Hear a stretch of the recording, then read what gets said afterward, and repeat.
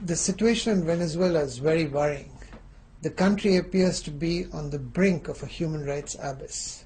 Now, many of us were pleased to see that at the turn of the century, Venezuela began to take steps to address the rights of the most marginalized, who had been discriminated against for a long, long while. Now, unfortunately, the government seems to have lost this historic opportunity. Since the beginning of February, people have taken to the streets to protest against the high levels of criminality and insecurity that plague the country and its shortages of essential goods and services.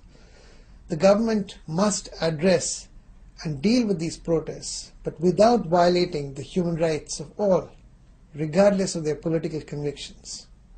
In recent weeks, Amnesty International has documented scores of cases of grave human rights abuses, including killing and wounding, as a result of policing the current demonstrations.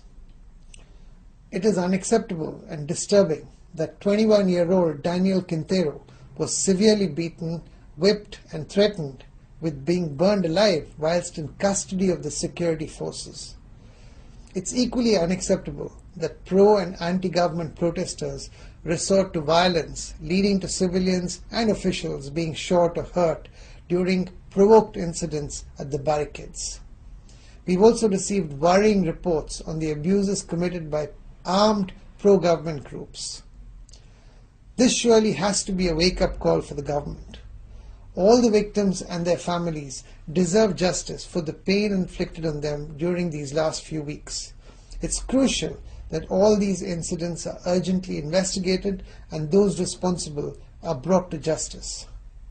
Equally, it's crucial that a plan of action is put in place so that the country doesn't fall into this abyss. A human rights plan of action must be put in place to ensure that all rights are respected: civil, political, economic, social, and cultural. And we are calling on all leaders to send a clear message to their supporters to exercise their right to freedom of assembly, but peacefully. Amnesty International urges the government to send a clear signal that human rights violations are not going to be tolerated.